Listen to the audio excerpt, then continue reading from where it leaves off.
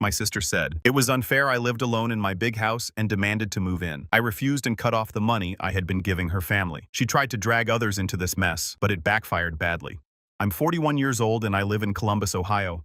I'm a senior project manager at a logistics company, and I've been with them for 16 years.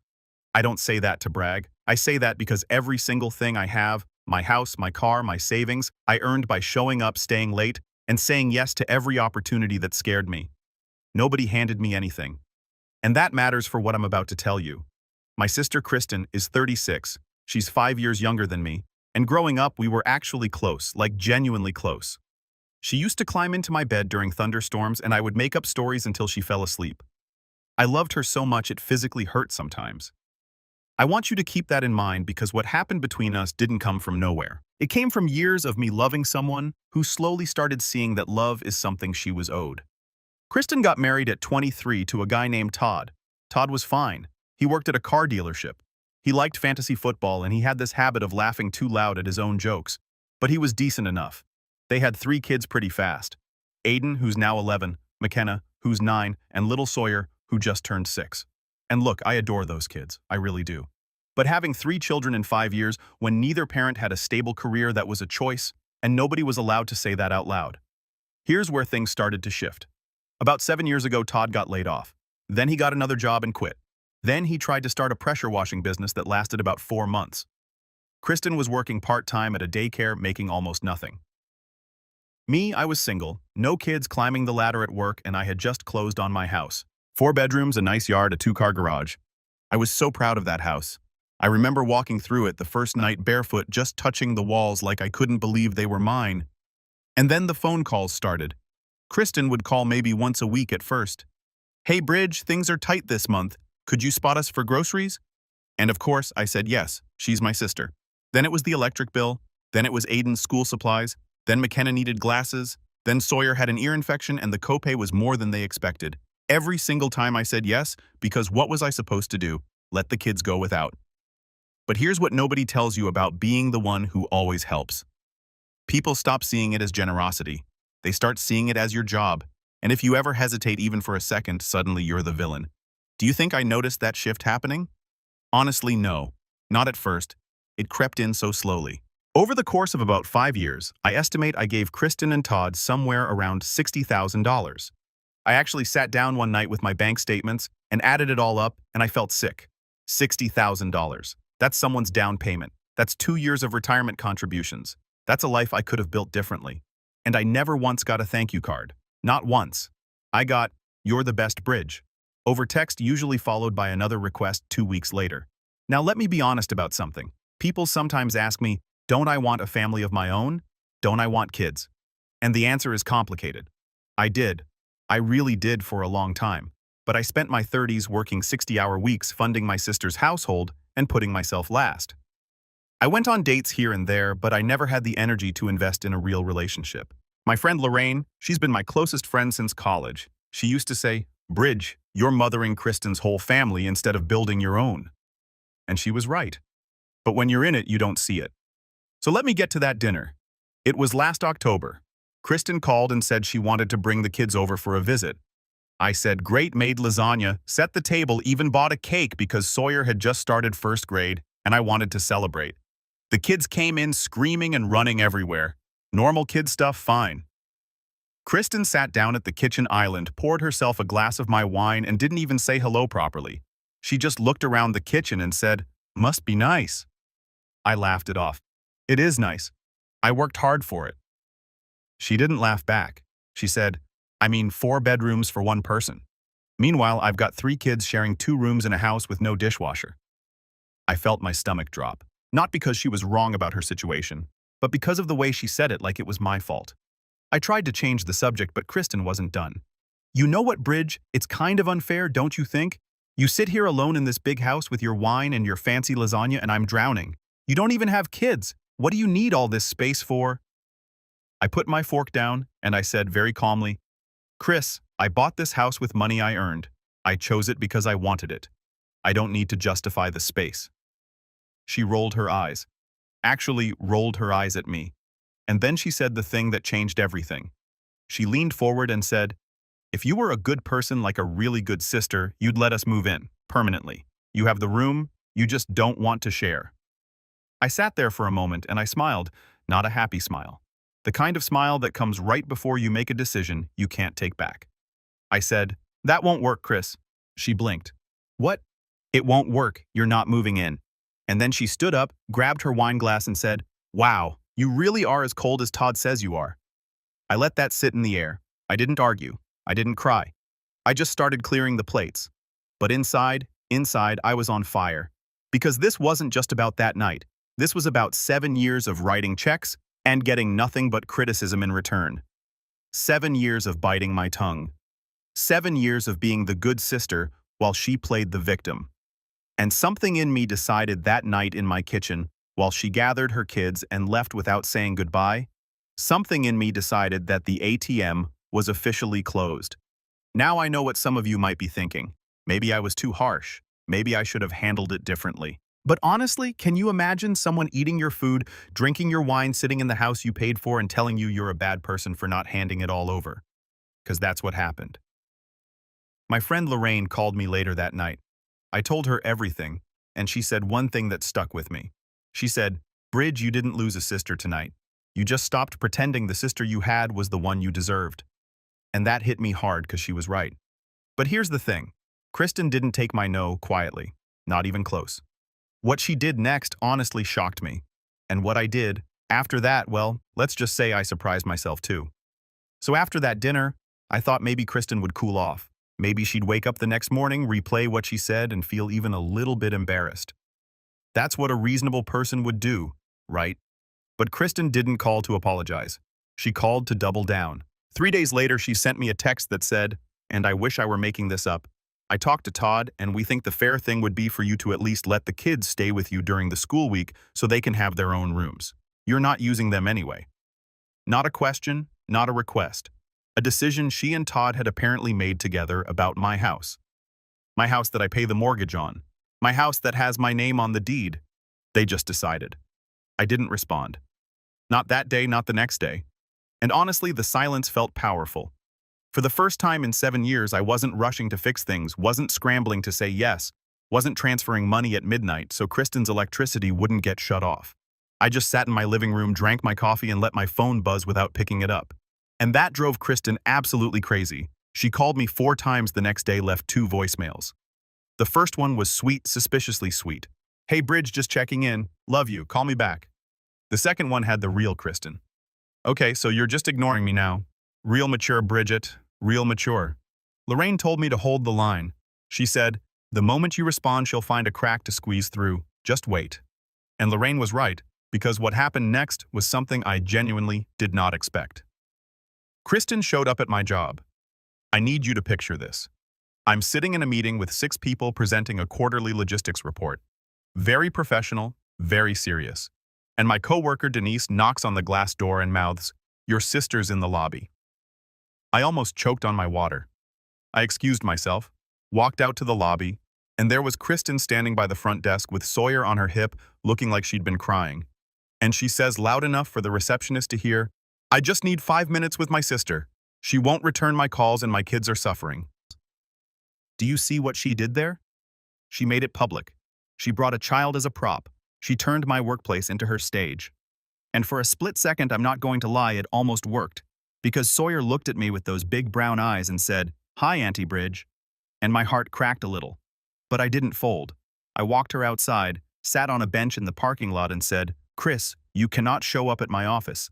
Ever. This is where I work. This is how I make the money that has been keeping your family afloat for almost a decade."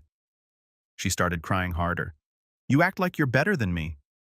"I don't think I'm better than you. I think I'm tired." "Tired of what?" "Of helping your own family." "Tired of being used, Chris. There's a difference." She wiped her face and said something that actually made me laugh. She said, "Fine, then just co-sign a loan for us so we can get a bigger place." I looked at her. I said, "You want me to co-sign a loan for you and Todd, who has had 9 jobs in 7 years and a credit score that probably starts with a 4. She didn't even deny it. She just said, "See, there you go, being judgmental again." Honestly, I don't know if I should have laughed, but I did. Right there in the parking lot. because at some point the audacity becomes genuinely comedic. Like, what was next? Was she going to ask me to adopt her kids and also pay her a salary for visiting them on weekends? Eh? I said no to the cosign, obviously, and I said something I'd been holding in for a very long time. I said, Chris, I'm not giving you any more money. Not for groceries, not for bills, not for the kids' activities, not for Todd's next business idea. It's done. I love you, but the bank is closed. She stared at me like I'd slapped her. Then she said, You're going to regret this. And she left. Drove away with Sawyer still looking at me through the back window. That was a Tuesday. By Thursday, I found out what you're going to regret this meant. Kristen called our parents. Now my mom and dad, Patricia and Jean. They live in Dayton, about 2 hours from Columbus. They're both retired. Dad was a machinist, mom was a school secretary. Good people, quiet people. They don't like drama. And Kristen knew exactly how to play them. She called mom crying, big ugly theatrical crying, and told her that I had abandoned her family, that I refused to help with the kids, that I told her she was a bad mother. None of which, by the way, was true. Mom called me Friday morning. She sounded worried. She said, Bridget, honey, what's going on with you and your sister? She says you've cut her off.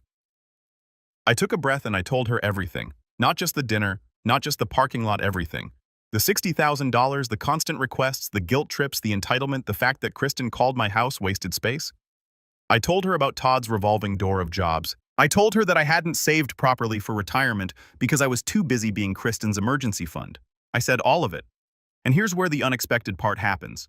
Because I assumed mom would do what she always did, try to smooth things over, tell me family is family, ask me to be the bigger person. That's what she'd done my whole life.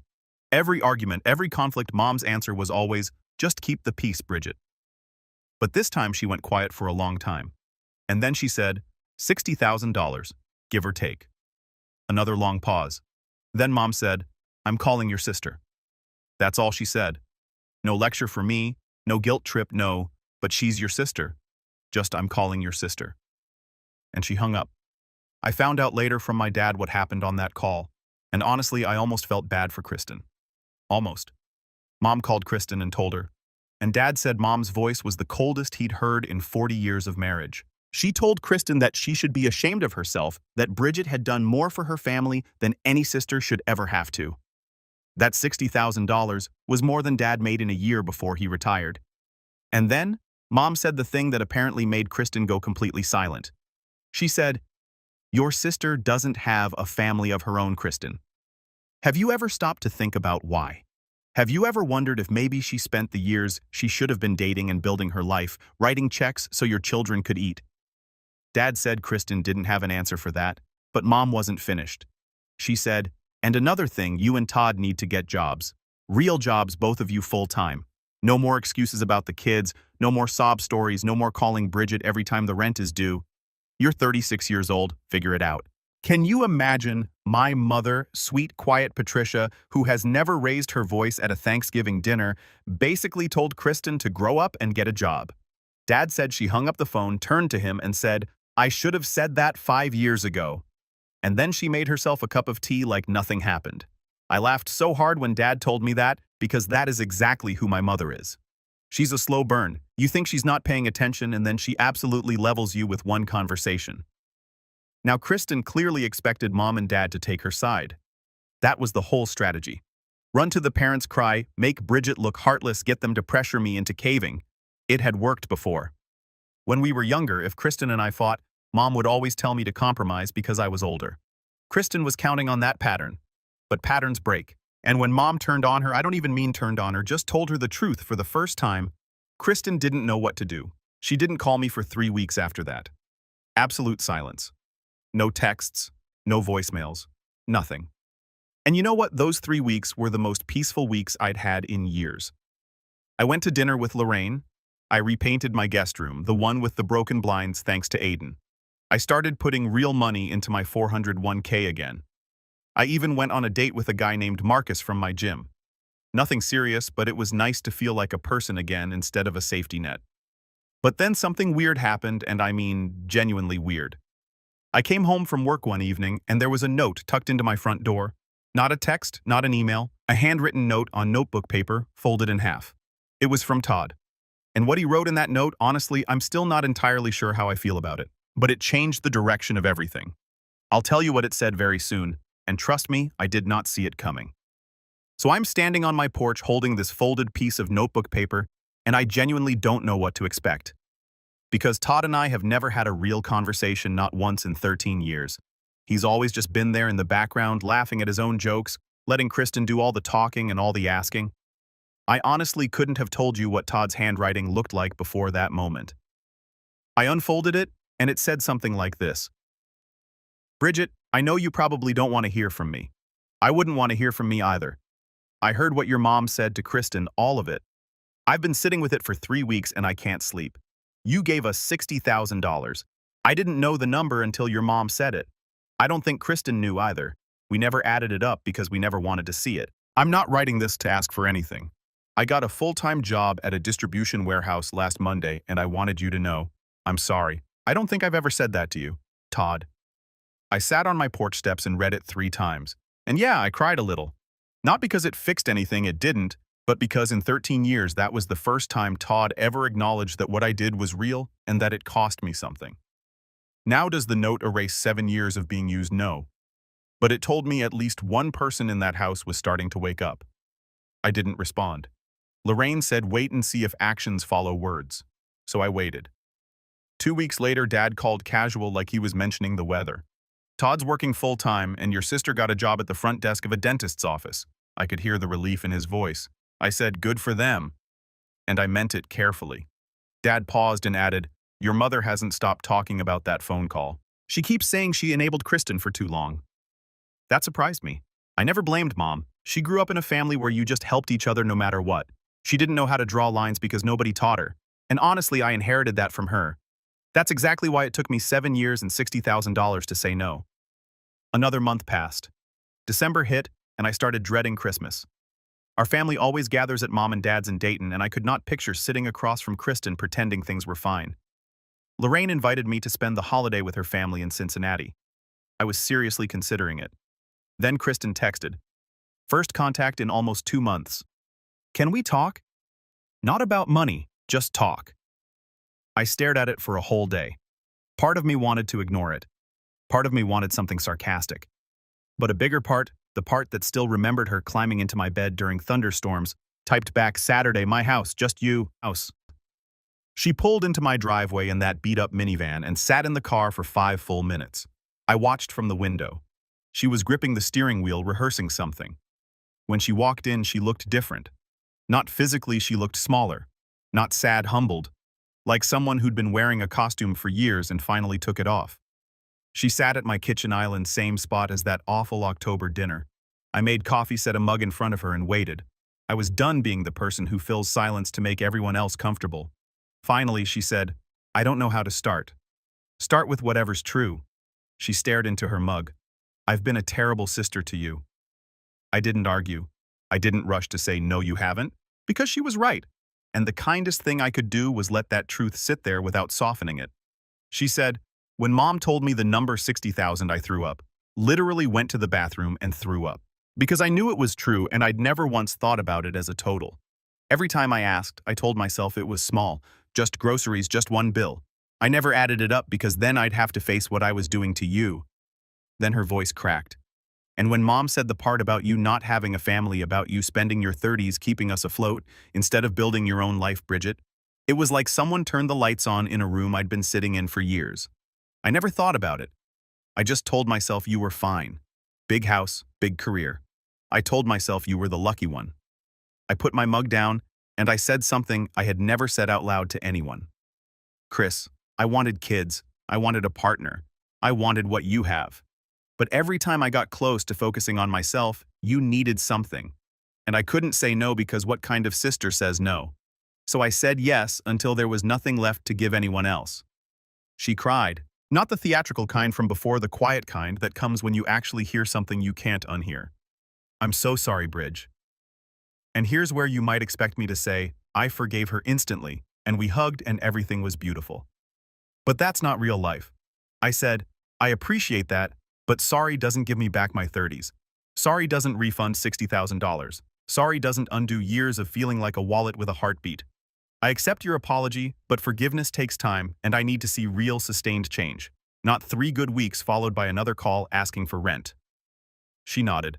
No argument, no defensiveness, just, that's fair. Then she reached into her purse, pulled out an envelope, and slid it across the counter. Inside was a check for $500. The memo line said, one of many. He shrugged. I know it's nothing compared to what you gave, but Todd and I made a budget for the first time in our lives. Every month we're paying you back even if it takes 10 years, 500 out of 60,000. Mathematically, it's a drop in the ocean, but it wasn't about the math. It was about her sitting down, writing that check, putting it in an envelope, and driving it to my house. It was about saying, I see what you sacrificed. Pick the check. I said, thank you. And then because I'm still Bridget and I'm still a little petty, I said, the blinds in the guest room are $78, by the way, adding that to the tab. She laughed. A real one. First real laugh I'd heard from her in a long time. And I laughed too. And just for a second, sitting there with our coffee, I saw the little girl who used to crawl into my bed. He was still in there somewhere. Christmas was quiet that year. I went to Dayton. Kristen and Todd and the kids were there. Nobody mentioned the money or the fight. Mom made her pot roast. Dad fell asleep watching football by halftime. The kids ran wild in the yard. Kristen and I didn't have some big dramatic moment. We just coexisted gently. Like two people learning to share a room again without resentment pressing down on everything. After dinner, she helped me wash dishes, side by side at the sink, like teenagers. She bumped me with her hip and said, nice house, and you still can't load a dishwasher, right? I bumped her back. Nice job, and you still can't let a joke go. Small but ours. That was 4 months ago. Todd's still working. Kristen's still at the dentist's office. I've gotten 3 more checks, 500 each, right on schedule. We text now, not like before. No money requests. Normal stuff. She sent me Sawyer's science project. I sent her mom's banana bread recipe. My fully healed. Well, I still get angry sometimes. I still calculate what my savings could look like. I still wonder what my life might be if I'd said no the very first time. That's okay. Healing isn't a straight line. But here's what I've learned. Saying no to someone you love is not cruelty. It might be the thing that saves the relationship. Because as long as I kept saying yes, Kristen had no reason to grow. My no was the first honest thing anyone said to her in years. It hurt us both. But it was the start of something real. Mom told me last week she's proud of me. She said, you did what I couldn't do. You told the truth and held the line. That meant more than any apology ever could. I'm still single. Still in my 4-bedroom house. But every room's repainted. I'm saving real money again. And Marcus from the gym asked me out last Tuesday. So maybe my 40s will be the decade I finally put myself first. And I mean that in the best way.